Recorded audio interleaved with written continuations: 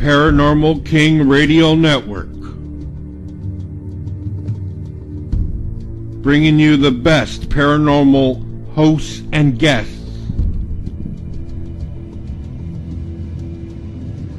Bringing you the best paranormal shows and features.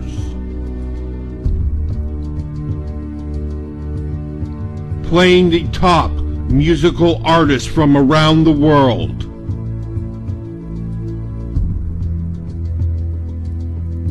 Paranormal King Radio Network.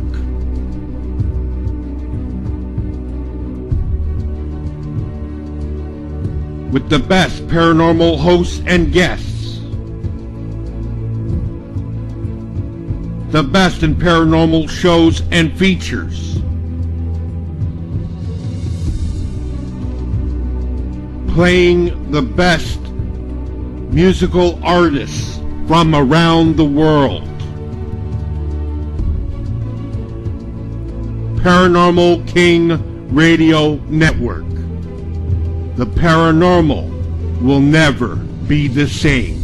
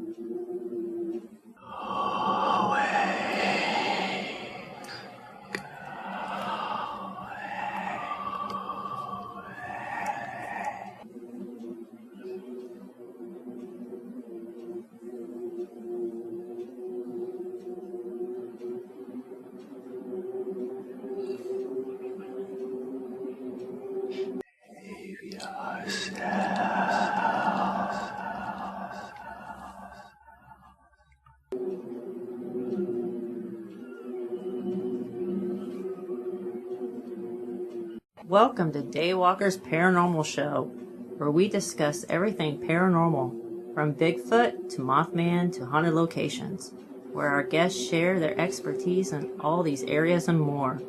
Whether you are a novice or an expert investigator, we know that you'll learn something from our guests in each and every episode. So grab your favorite brew and snacks, and we sit back for the next hour and interview the most captivating guest.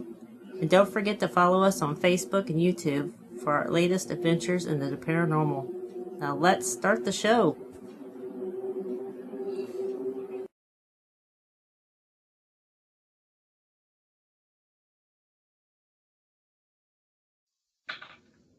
Tonight on Daywalkers Paranormal Show, we welcome Lorie Johnson. Lorie is a psychic medium. Lorie is also one of the stars of the popular TV show Ghost of Shepherdstown.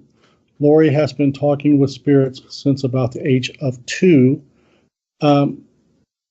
Lorie, would you like to tell us about your first psychic experience? Well, hello, John. How are you? Fine, and how are you? I'm well, thank you. It's an honor to be on your show. Thank you for having me.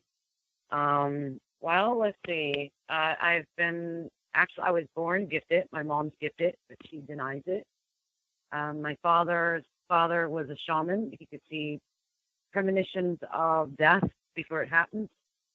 Let's see. My father had dealt with a lot of negative evil, I would say evil. I've seen him heal people with just the love in his heart, the beaming light coming through all my entire life, even though they both denied. My father was very religious, very. I was born in Maryland and raised in Texas. And my father was very Southern Baptist. Anything that was not of what he thought God would grant, there was not to brand it or name it. So my dad knew there was something different about him. My mom knew all her life she was gifted, and she denied it. but my father most definitely was the most kindest man you ever met in your life. His father was 100% Cherokee Indian. His mother was German. I don't know. When I remember being 2 years old, and I was probably younger than that because I remember being in a diaper, and I don't think I was in a diaper at 2. But I remember it being sunny. We were visiting. We were actually staying, I think, with my grandparents. And you've got to remember, my grandfather actually passed away 11 months after I was born. And but before he passed, he told my mom, Sharon, you're pregnant with twins. And she says, no, the doctor said they only hear one heartbeat.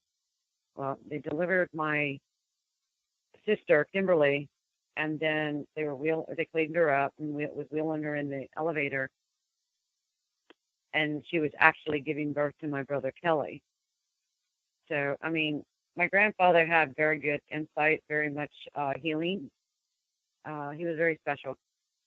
So when I remember being 2 or less than 2, and I was crawling, and I was in the grass, and I was getting ready to put my knee. I remember it just vivid, my knee on the sidewalk. It was a huge concrete slab going towards the driveway to the yard, and I was getting ready to put my knee on it, and the old man just materialized, and he says, "No, no, no."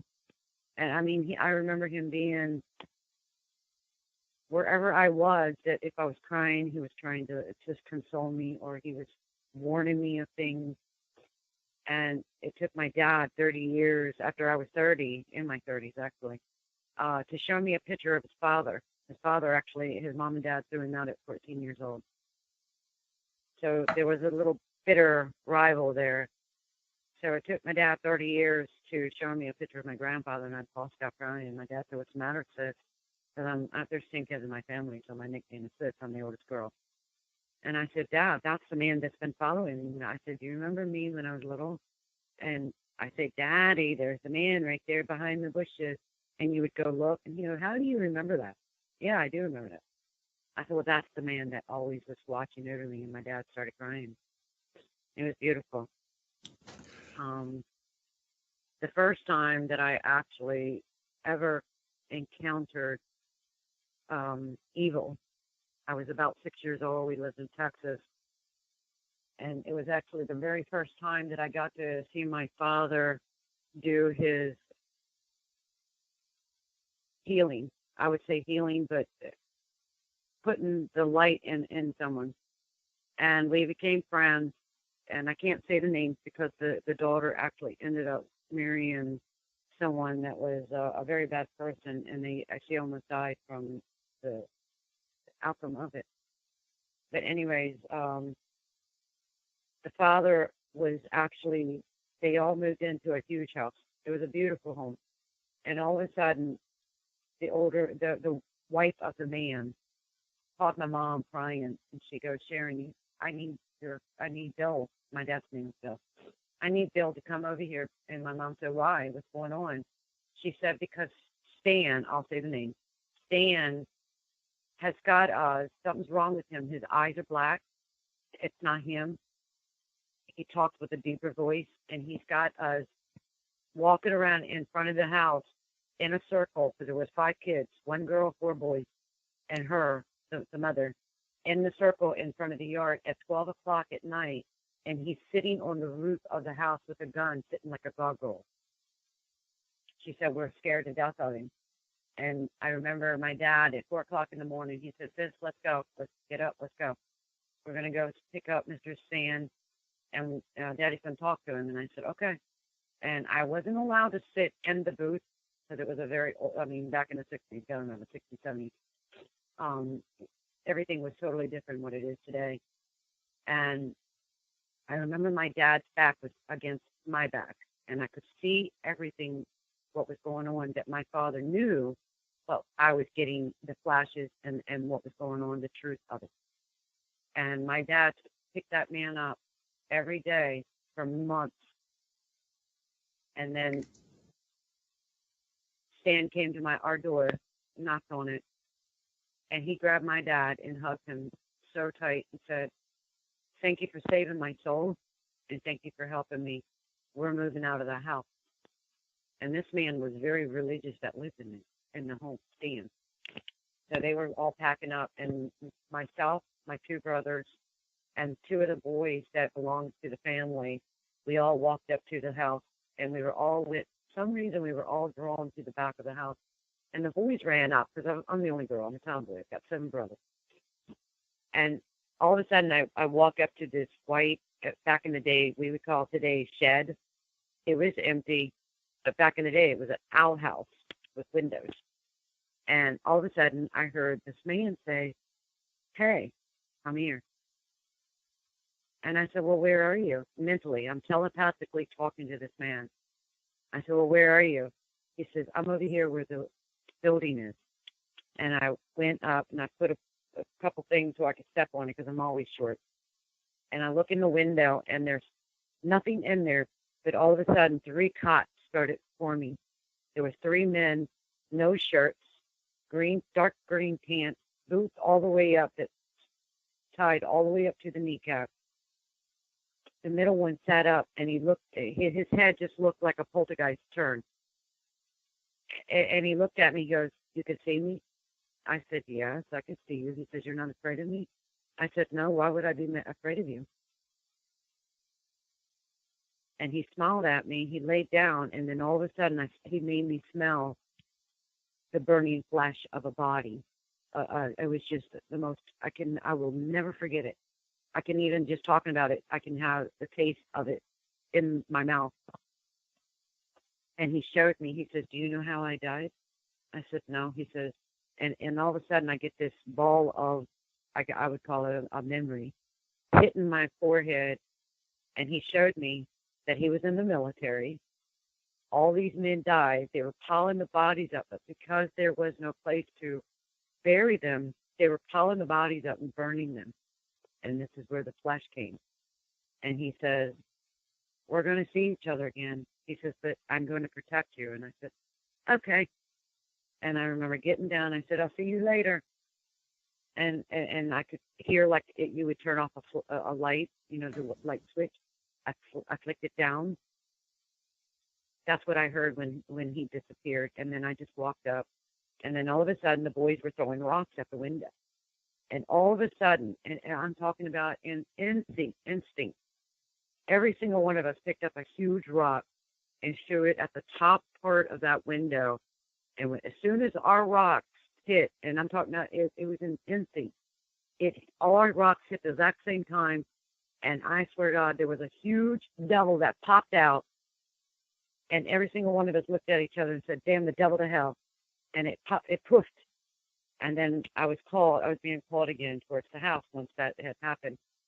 The boys a couple boys ran, and I'm being called by a lady that owned the home before the people that I knew that lived in the home. And in the 70s, early 70s, there were no, or 60s, there were no bathrooms. But in the 70s, before they moved in, the people had actually built a bathroom in that home. And all of a sudden, I walk up. I said, "Where are you?" She says, "I'm over here. Come here, come here." And I started seeing little flickers in the window. I'd walk up to the house. I put my hand on the wall, and I said, "Show me what's the matter. What's the matter?" And she showed me. She's sitting on the commode. She's a big, heavy-set woman with curlers in her hair. There's a sink right next to her. And I said, "What happened to you?" And she said, "I can't get out of here. I'm choking to death." And then all of a sudden, black smoke started coming underneath the bathroom door. The house caught on fire, and she actually showed me the smoke. And when the smoke started coming through, I said, "Grab a towel, wet it. Do what you can." She says, "I can't. I'm stuck. I'm too big. I can't get up by myself." And all of a sudden, the smoke came through underneath the door, and I've seen her fall through. And I smacked the house, and I said, "Leave her alone. You're not getting her." And for some reason, something told me, take both of my hands. And if you've seen The Ghost of Shepherdstown, I did exactly what I did at 6 years old. When I do my work, I have the power of whatever inside me, and I'm told to do what I'm to do as long as it's in the light. I took both my hands and I grabbed a hold of like it was the devil, and I pushed him away, and I threw the souls out of the that was stuck on that land, and I saw every single light going up in the air. And John, I know you're gifted, and I know what I'm telling you. You can see exactly what I went through, and I'm telling you, it was the most beautiful feeling I've ever had. But because my dad refused me to be able to be who I am, he always made me feel like I was just being a kid. So I was denied it for a long time. And, I don't know if it was because I allowed him to let me deny it, but I had a horrible life, a very, very bad, abusive, neglected life. Not by my father, but my mom. And I felt that because I denied it, something needed to wake me up to show me my own worth of I was worthy of it. Let's talk about that for just a little bit. My experience with empaths and mediums and sensitive is that they tend to be healers, and they tend to take on the burdens of other people, and they want to fix things, and they absorb other people's problems, Mhm. and therefore they carry a heavier burden. Mhm. And sometimes they have a hard time separating what's actually their issue from other people's Okay. problems. All right. Have you And found that to also be true? well, on my experiences and on my because what we say sometimes we say things that are out of context or when we're upset or we're sad. I've never ever taken what you say to me. It's not that I'm ignoring you, but I watch your energy of how your actions are. We all tell on ourselves. I'm a mentor. I have my own classes. I do mentor people to understand through their guides and their guardians and through their loved ones to move forward what's going on. I most definitely can see the past, the future, the past lives. I can find things. We all have a Pandora box in our mind. And the older we get, the more we refuse to even acknowledge that or want to remember something so traumatic in our past of our childhood that I see that. But on some note, on some people, and especially you, John, and your wife, because your wife is gifted as well, thanks very much. Um, on some people, when they're a sensitive empath or they're an empath, there is a total difference. An empath to me is someone that can sense something within another person that's about them that they're not seeing. So their spirituality, their soul, is crying out to show you within another person and within yourself. Instead of judging, you have to start seeing the empathy of that. A sensitive empath is someone that can feel just like myself all my entire life. And I'm telling you, I'm the most biggest freak of nature you've ever known. I could feel the cry of a tree, a bug, a bird, the sky. I mean, there's nothing I can't read. Why? I don't know. It's because maybe I'm understanding, maybe I'm more open and not judgmental to the point of not holding anything accountable for myself. But a sensitive empath is someone that can confuse what they're picking up with through their feet, through in their body of other people's emotions, including people thousands of miles away, like their mom lives in Ohio and they live in California. They can still sense because you've got to remember you have to start seeing everything as energy.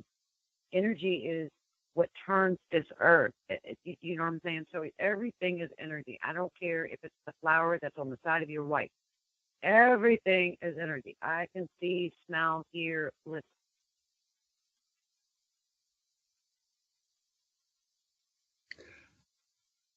Do you ever feel overwhelmed?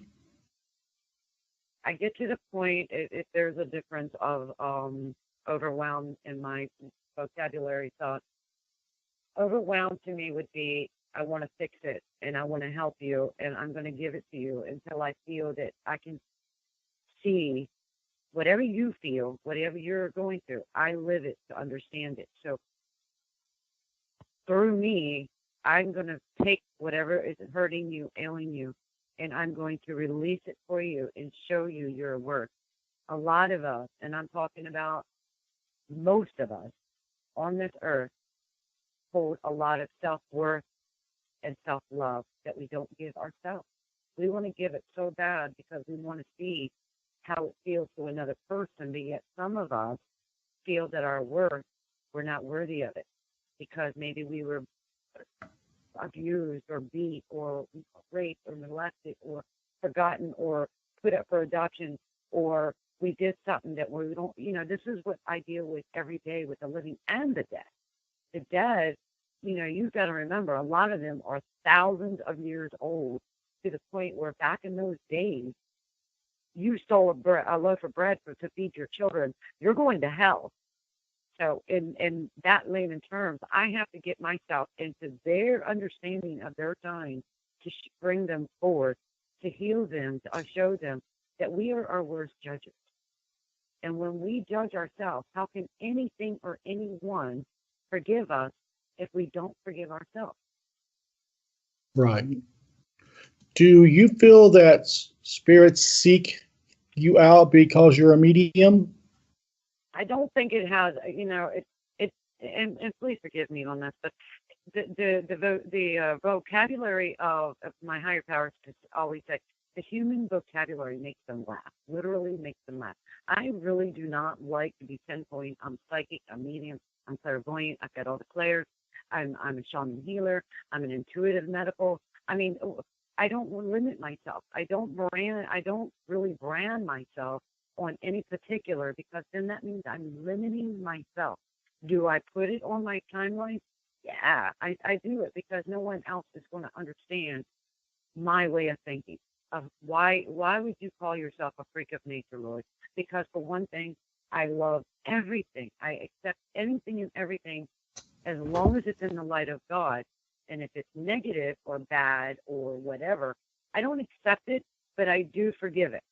So I try to heal everything. I hope that you understand that. Do negative spirits ever seek you out or come to you in dreams? They actually come to me all the time. I have a lot of shapeshifters. I've seen a lot of people are going to say, well, she's psycho, whatever. But I've seen aliens. I've seen the blue coats and the gray coats. I've seen demons. I've seen basically everything, really. I mean, I've seen things that probably other people don't even know what I'm talking about. But yeah, they have. And I don't think that they're trying to attack me, but a lot of times they try to steal the energy from me. And that's when I get pissed. Don't make a redhead mad. That's all I got to say. Right. Do you feel that you're surrounded by angels and spirit guides? I have, of course, my grandmother. She's cousin to Queen Elizabeth. So I have my mom's mother, and then her descendants, and then my descendants of her.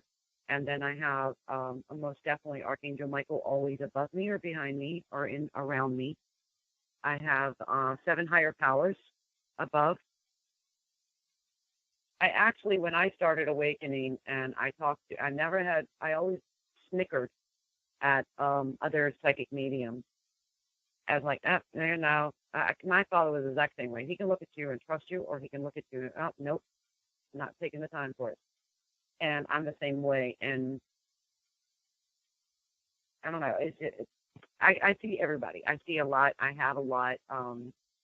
When I first awakened, sorry, my mind is everywhere because I can hear everybody talking on the chat room and on the other line. So anyways, when I started awakening, my dad died in 2006.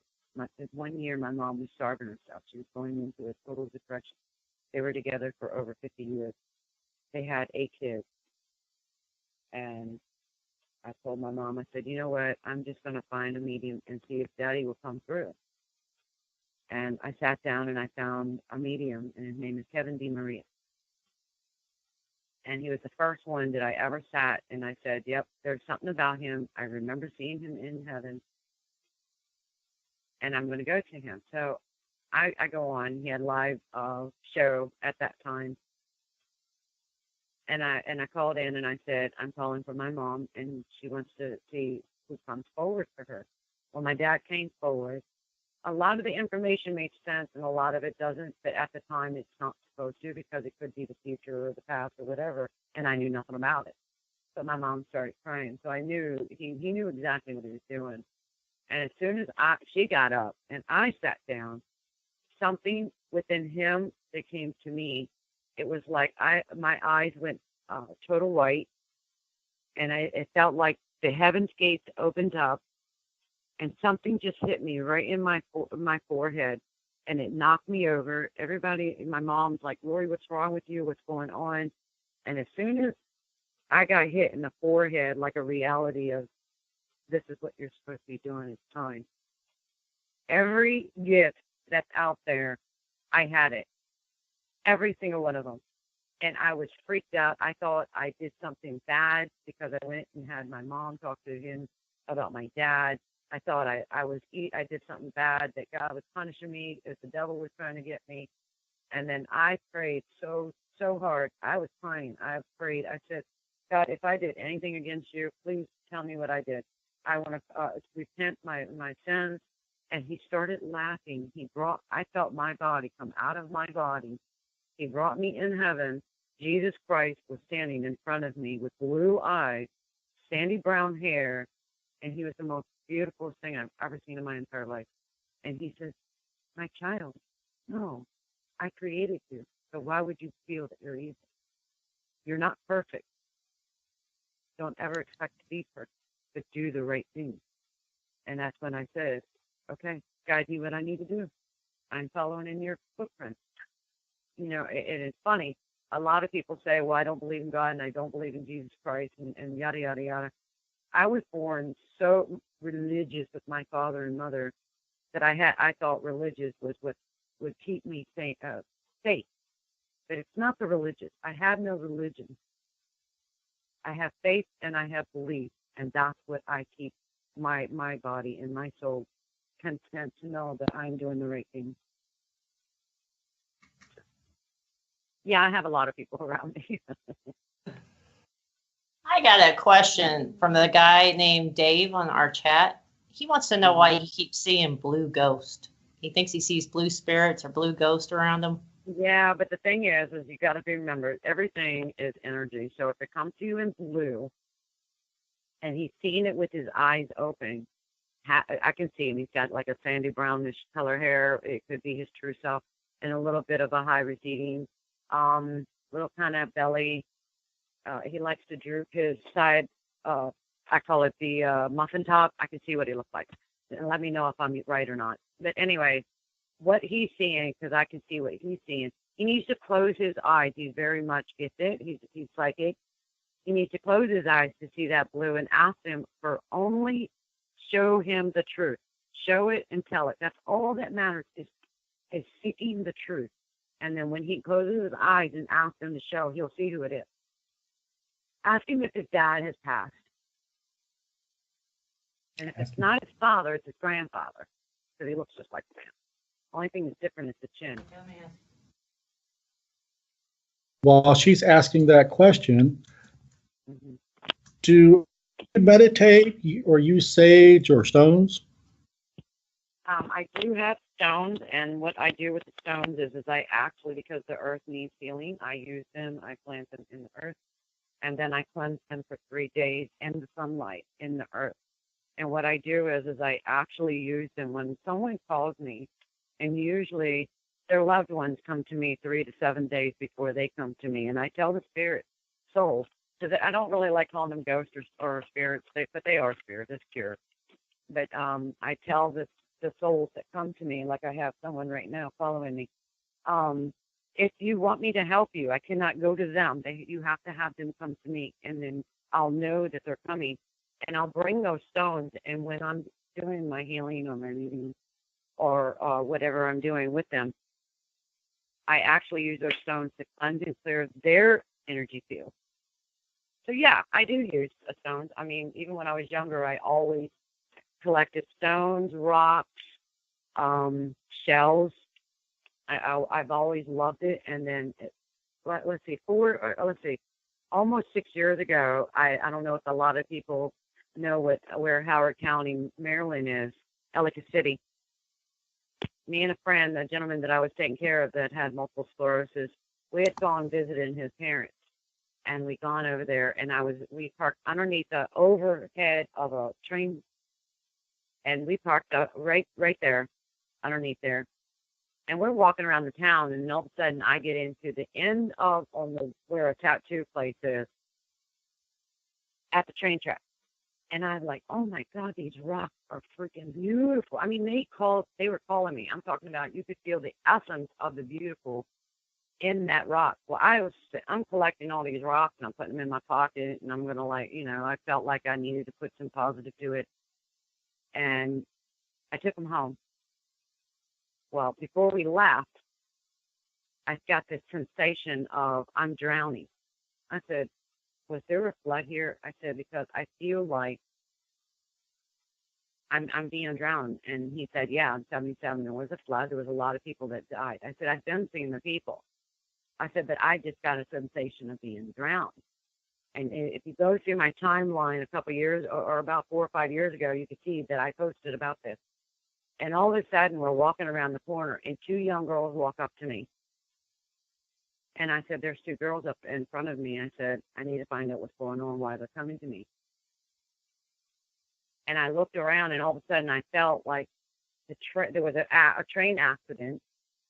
And I said, was there ever a train accident? And he said, no, the water never got that high, but it was high enough to where it drowned a lot of people. I said, no, there is a train accident, and whatever's on that train, it's cargo. He goes, nope, there was never. And we even went on the internet and looked and to see if there was ever a train. There was never. Well, these girls walked up to me, and they told me that they were killed up on the train track. And one girl had a long blonde hair. She was pretty tall. She had a pink and white shirt on. The other one had a pair of shorts on, a white, tank top type of shirt. Her hair was up in a ponytail. And I said, well, where are you from? Why did you get killed? Well, we work over here. I said, well, why did you get killed? And they showed me that they were just sitting there and took their shoes off, and a train came and they didn't hear it. 6 days later, the train accident happened, and those girls were killed. I stopped collecting. I stopped it because, to me, I felt like I disturbed those grounds because there were so many deaths on that ground where I picked those rocks up. I disturbed it. Instead of collecting them, I now heal them in their place. And that was the most devastating thing I've ever gone through. Lorie, I was just curious. Do you see anybody around me that's passed? I do. You have a male and 2 women. Is your mom passed, honey? No, but her mom did, my grandma. Okay, well, she's coming to me as you are her baby. Now, you have 2 women. One is smaller than the other one. She's a little heavy set, small hands. She has silver hair, salt and pepper color hair, but more silver. It's white. Very wide eyes like yours, but they're light, so they're hazel blue or green. The other lady has darker eyes, and that could be a dark blue or a brown, and she has a darker color hair, but you can see the white in it, and it's wavy. How about the man? The man's a tall man, and he's receding. He's kind of bald up at the top. Big man, kind of belly, but on the bottom part of his stomach, if that makes sense. He's a big man, but he still has a belly below the belly button. He keeps telling me he couldn't breathe. That probably be my father. Okay. You also have a male, a young male, long, narrow nose, kind of palish to the skin. He's got dirty blonde hair. He's been staring at me since I've been on the line.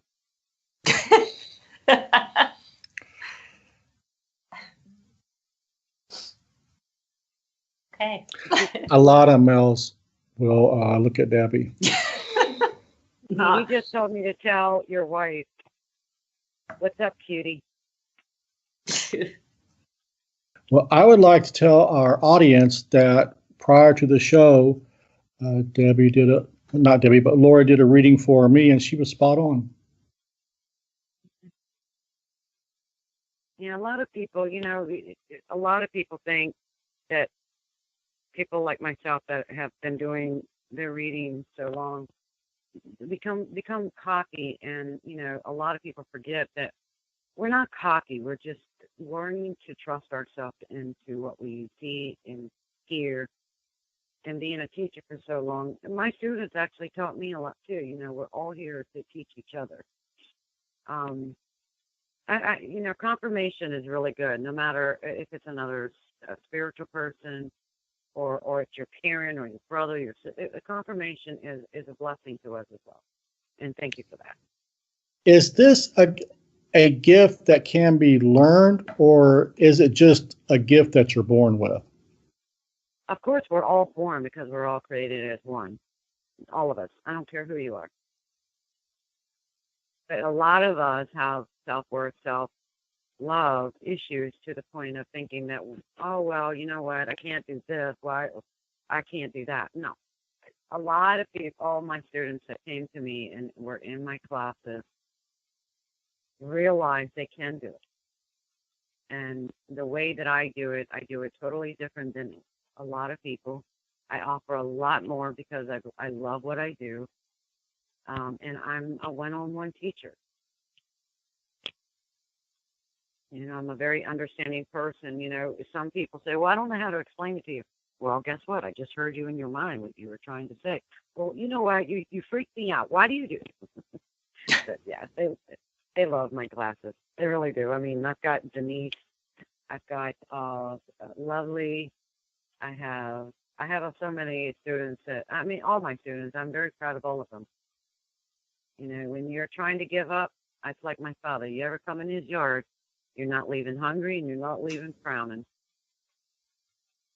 Is there a difference in processes when you're talking with the spirit as compared to doing automatic writing?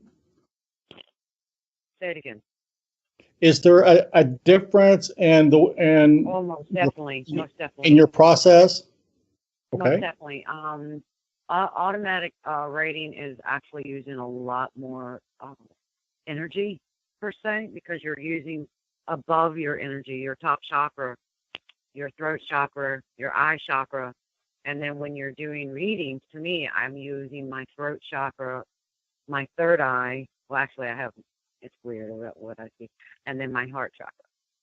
So when I'm healing, it's different chakras. So yeah, when I'm doing automatic reading, most of the time people second guess themselves. I always remember seeing my dad talking to himself, and he talked to himself. I remember even when I was little. Well, now I know why my dad was talking. It was his father. He was talking to his dad, but because things like that my father refused, he would never tell us. It used to wear him out. And to me, that would be an automate, what do you call it? Remote reading, I guess. Mm-hmm. Are there such a thing as psychic vampires? Most definitely. Most definitely. Your children can be your psychic vampire. Your animals can be your psychic energy vampires. You can be your own psychic energy vampires. Most definitely. Most definitely.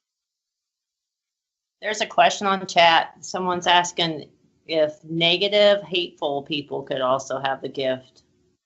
Most definitely. Because to me, and I'm not a doctor, I'm not a lawyer, I'm not whatever you want to call it. People that have bipolar, or people that are the most negative person, like my mom was the most vainest person I've ever, and I love my mom, so forgive me if it sounds very bad. But my mom was the most meanest person that you could ever meet on this earth as being the mother. But she was gifted. Very, very gifted. And she denied it. And now she's 74 years old. And she's got dementia, and she has Alzheimer's setting in. And to me, I think that's her own jail of putting upon so much sorrow on others and not releasing what she has. I mean, I really believe that my mom knew I was gifted, and I feel that that's what she was trying to do, was to beat it out of me, not knowing that it was very bad what she was doing. I mean, it was very bad. Are there risks for people who share this gift?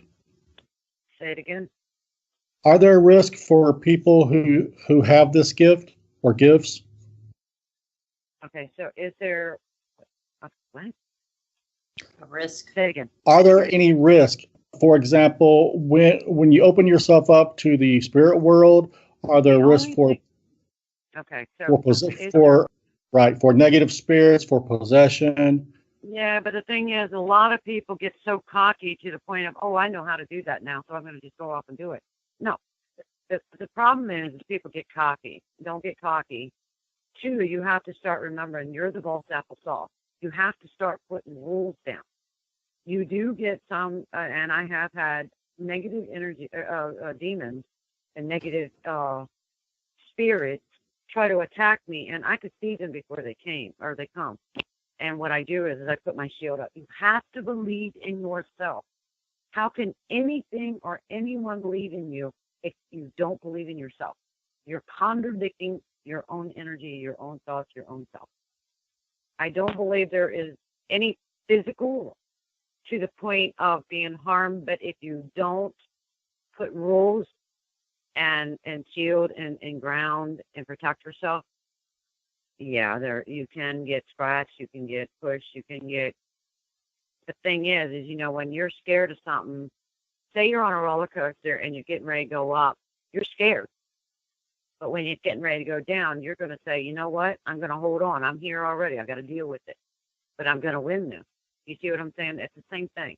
It's the exact same thing. You have to have that God fear in you and say, you know what? I'm not afraid of it. And you can also tell it to go away. A lot of people accept it because they think that they get power from it. And you've got to be careful with that, especially today's society. How do you feel about tarot? Tarot card? Yes. When I was doing my classes the very first time, there was a lot of them. A lot of my students felt very comfortable with material things in their hand, and tarot, it's like auto writing. You're putting energy on that paper when you're writing. So with the tarot and the pendulums and all that, if you put your energy in that particular thing that you're using, yeah, I mean, you're still going to get the same outcome to a point. You're still limiting yourself because you're using material stuff. I don't limit myself. So when you're coming to me, it's fine that you have tarot cards and you have pendulums and the Ouija boards. I don't like them because I've seen it for straight out in my face fact that you're opening doors to something that you don't know what you're doing. And you're not just going to put it out on yourself, but that land has been marked. You've got to be careful with those things. I don't like them. Do you believe that we can cross spirits over into the light? Most definitely. I've done it many times. Most definitely. But the thing is, with me, with a lot of the healers that are out there, they're traveling. A lot of people, per se. I'm not saying everybody, but I've seen a lot of healers, per se, take people on nature walks, and they're cleansing them. But yet, the thing is, with me, when you're coming to me for a healing, I'm pulling forward what I feel that is paining and ailing you. And then if I feel that there's a past regression that needs to be done from a past life that you've brought into this life, that you haven't learned your lesson and you're still in that circle, I go and I step by step with each door, and each door is a pain or a memory or something of that matter. And I help you recognize it, see it, acknowledge it, understand it, and learn to forgive it. And then we cut the cord and we close that door. A lot of healers are not teaching people to close the doors. They're not doing it. And I know a lot of people, they're not teaching them to close those doors, because when you're keeping those doors open, you're still holding yourself accountable for it, or you're still going to be able to hold it. Recognize it, acknowledge it, know it, heal it, forgive it, cut the cord of it. Let's talk about Ghost of Shepherdstown. Can you tell us anything about the new season? I'm not sure about the new season, but I do know that I do believe in Mac Pictures' tent production, to see a lineman. There were so many beautiful people that were working on the production or the show. All the episodes that have been aired and that will be were based on true facts, true stories. The only thing that a lot of people don't understand, we filmed 16, 14, 24-hour investigation, but because it's on television, we only have so much, so they cut a lot of stuff out. We still treat each case as if it was you doing the case. We go in, we inspect it, acknowledge it. I go in, I find my findings, then the team goes in, they find their findings, and then I go in and we heal it and cleanse and clear it. What is it like to work with your co-stars? You've got Nick Ross, Elizabeth Saint, Bill Hartley, myself, Dana Mitchell. You have Mike King. I love all of them. They're beautiful people. Bill Hartley is actually very, very funny, but when it comes to an investigation, it's almost like you're looking at a different person. And he is so serious, and he's the biggest skeptic you've ever found, if you ever know in your life. I mean, it's like, okay, Bill, you know what? This is what's going to get ready to happen, and he has to see it. I mean, he's the biggest skeptic ever. But he's very serious in his work, and I have a lot of respect for him. Elizabeth Saint is one of the smartest women I think I've seen yet with the technical. She builds her own machines. She uses them, and I'm telling you, they're spot on. They're very spot on. Nick Ross is very, very intense man. His energy is, get out of my way. This is going to get solved. We're going to figure it out. We're going to find out what's going on, and we're going to do it. Nick comes across as very mellow. Yeah, he's mellow, but when it comes to the paranormal, Nick has gone through a lot of physical, what would you call it, proof of his own. You know, he's seen things a lot. So he's a forgiving man as far as a calm man, but when it comes to the paranormal, no, he gets into the nit and gritty. He's very intense when it comes to the paranormal, especially when it comes to a demon. He doesn't play. Why do you think that Ghost of Shepherdstown works so well? You're talking about the production, the team, and myself? Yes. Yes. Why? I think we all were drawn to be together. You know, we all are in each other's paths for reasons. And it was very weird because when I went into the first meeting, and I knew nothing about anybody. I knew nothing about Bill or Elizabeth or Nick or Dana, but I knew Dana. Dana is a very smart woman that is very gifted herself. She follows her intuition, and she gets evidence. I mean, she's the written proof.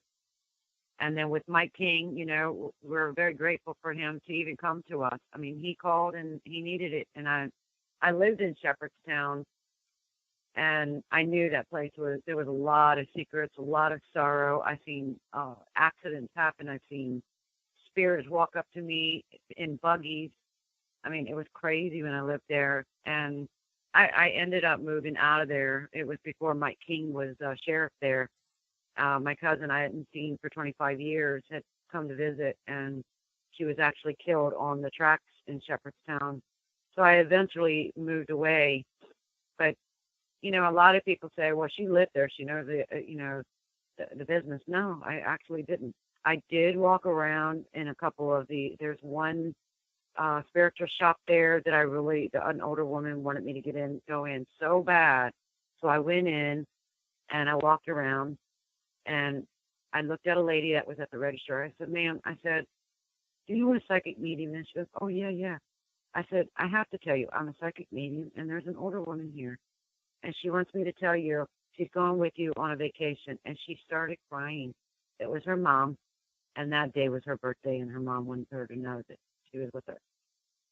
So, I mean, I didn't go everywhere. I don't know everything about Shepherdstown. So every episode that we worked on, I knew nothing about any of it, even though I did know the spirits that were walking around, and I was in their time. They kept putting me in their time, showing me the things that was. A lot of military men that were in my backyard coming through from the Sharpsburg area and the Gettysburg area coming through, and I had a 19-year-old young boy bleeding from his head. He had his arm up in a white rag, and he was walking with a crutch, but it wasn't a regular crutch. It was something like a stick. And he goes, sir. I said, yes. Where are the men at? I lost the men. And I made him, through my mind, see that he needed to go backtrack his tracks and find the Blue Cross tents that they had, because he was wounded. And he didn't know he was still wanting to fight. He was still wanting to fight. I mean, if you go through my pictures on my timeline in the picture, and I would say maybe about 5 or 6 years ago, you could see in my backyard, we would videotape it or pictures, all types of orbs everywhere.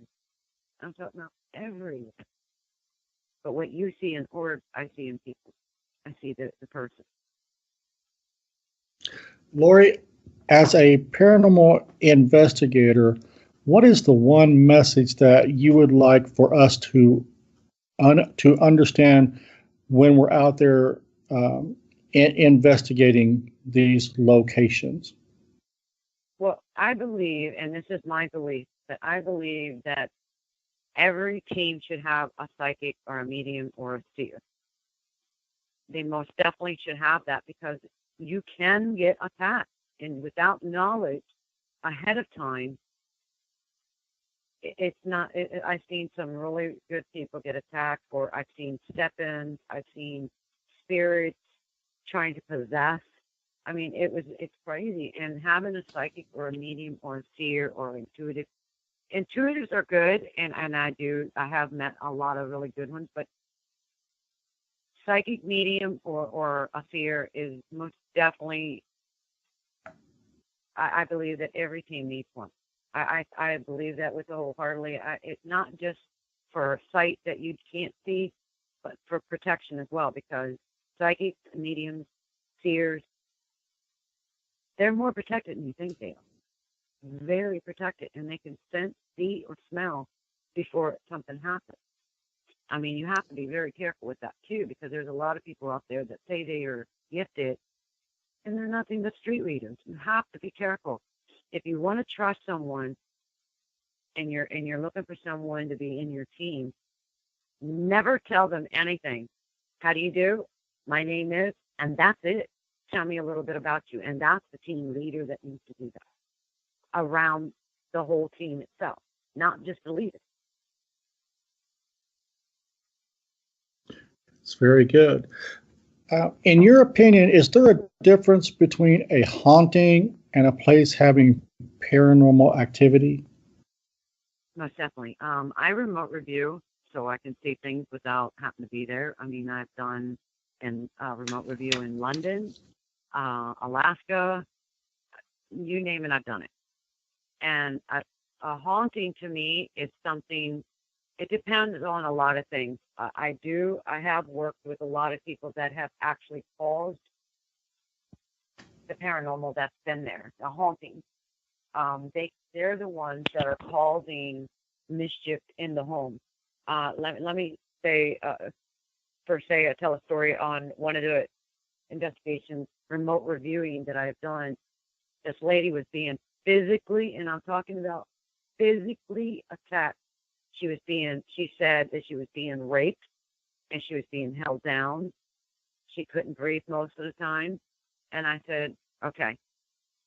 So I pushed all that aside and I said, may I come in and look around your surroundings and find out what's going on? Because even though I'm not there physically, I'm still there physically and emotionally, energy-wise, in your home. And I mean, I get to the nitty-gritty to where I can find something in your drawer. Let's just put it that way. So I had to make sure that I was in the home where she was at the time, because sometimes we can move and bring something with us, but yet we're still at that other house, energy-wise, if you understand that. So she said, yeah, please, go ahead. I looked around and I seen an ornament. And all of a sudden, I started tasting alcohol in my mouth. I felt the gritty feeling of a pill on the tip of my tongue. I said, honey, do you drink? Yes. Do you drink a lot? Yes. I said, do you take medicine? Yes, but they're not really medicine. I said, that's too much information. I didn't ask that. That's your business, not mine. And I'm very blunt. I don't hold nothing back. And if I'm trying to be nice and not, oh yeah, you took an aspirin, right? I'm not going to do that. I'm very blunt. So when I told her what I saw and she acknowledged it, she admitted it. I said, because you're drinking now, right? How do you know that? Because I can taste it, honey. And she goes, yes, ma'am, I am. I said, baby, I want to do a little bit of a deeper healing with you, just to find out what's going on with you. And she goes, okay. She was raped. She was molested. And it was by her father. The man that was around her that was still doing it to her, it was her father in spirit that died. And because she held on to so much guilt and hate, it was still happening.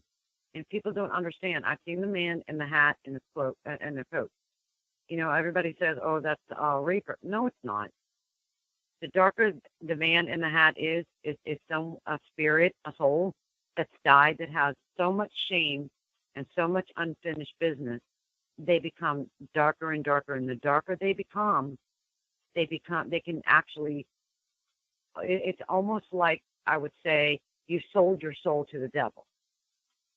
So there was another, anyway, I found out it was her dad, and she started crying, and she goes, I have never in my entire life ever told anyone, not even my husband knows this.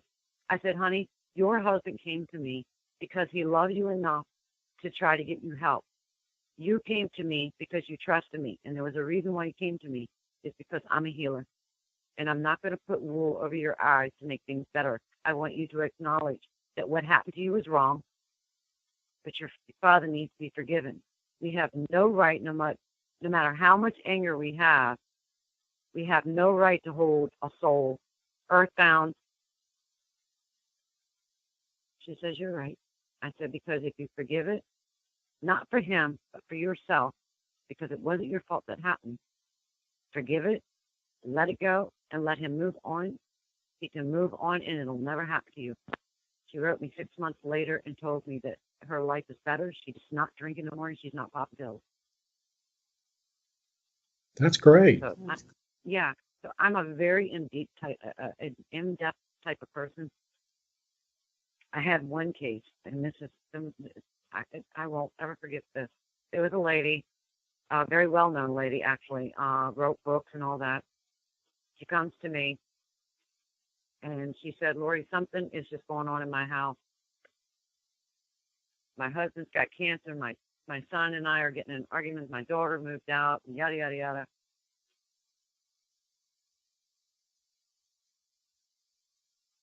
Sorry about that. I had to call.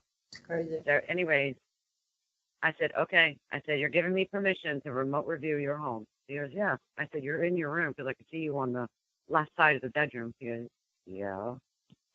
And you know, I love skeptics. She was a skeptic on that part. And I said, well, I'm coming through a door. I see a bed on the floor that has no frame. She goes, yeah.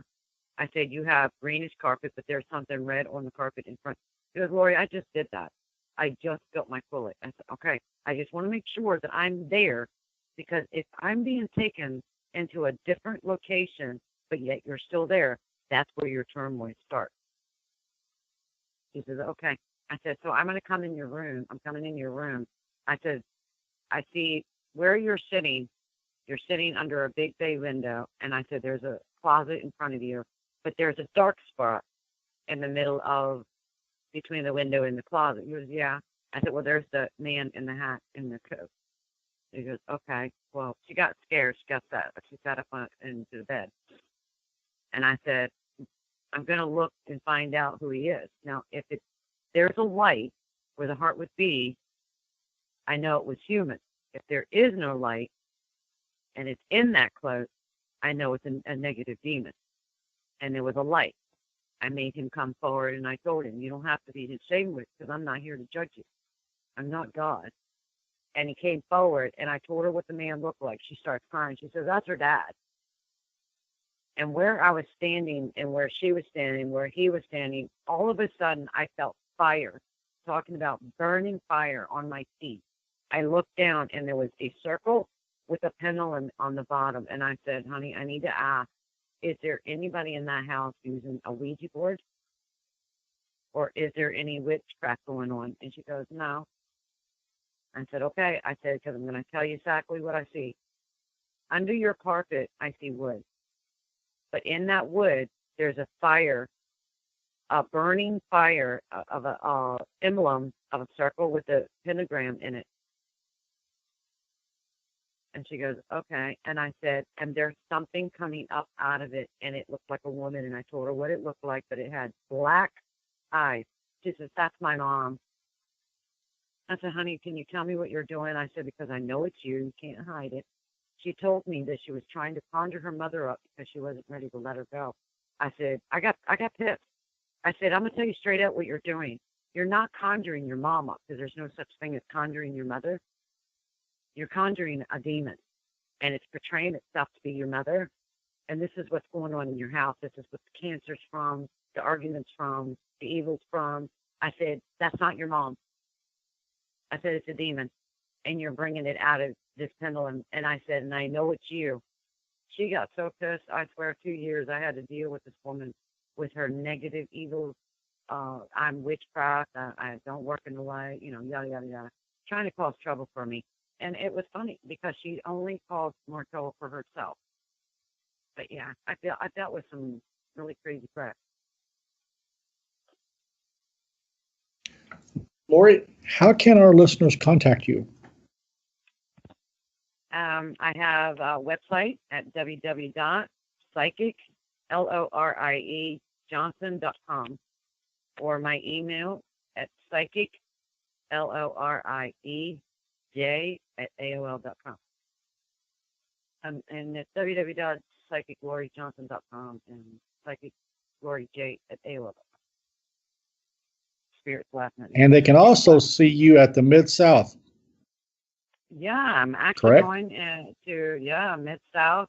Keith Age is actually invited me to be my first convention. It's kind of nerve-wracking, but it's where my cousin's from. So I'm going to do a blessing and let her understand that she's got 3 children, and they're all in foster homes. So I'm going to go see them, and I'm going to help my cousin understand that the reason why she left there to come to me is because she was at a camping site. She went to the bathroom, and a man came in and slit her throat, raped her, and then left her for dead. And she come to see me to get away from Louisville, Kentucky. And because she died, he got away with it. So I'm going to release her from that burden. You are a blessing. So thank you. We are about to close out our show, but we certainly want to thank Lorie. She has enlightened us. Yes, thanks for being on. Well, thank you for having me. I'm honored. And Lorie, I saw Debbie's face as you were reading her. Mm-hmm. Very emotional. Okay. Yeah. You know where I'm at. So anyone who needs a reading from a very accurate, gifted psychic, Daywalkers show can recommend one, and her name is Lorie Johnson. Thank Know you. about where we're going to be next week. And Daywalkers Paranormal Show will be at Crown Point Jail next week, live on location. But once again, we want to thank Lorie for being on our show. Lorie, you've blessed us, and we can't say thank you quite enough. Well, thank you very much, sir. And you have a good evening. You too. Good night. And good night. Good night, everybody.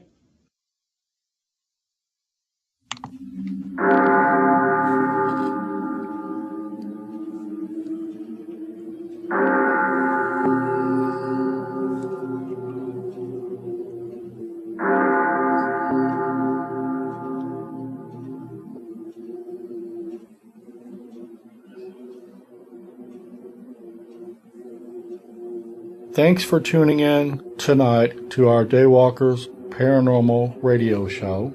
Tune in every Thursday night at 9 p.m. Eastern for the best in paranormal news, events, and spooky stories.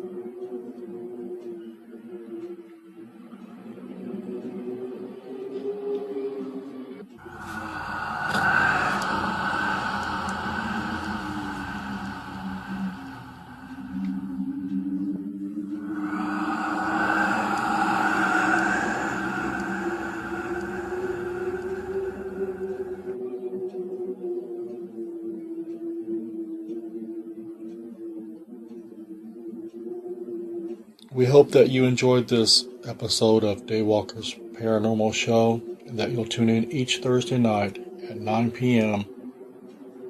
for more of the best in paranormal, entertainment, and news. Once again, be sure to follow Daywalkers on Facebook and YouTube for more paranormal adventures.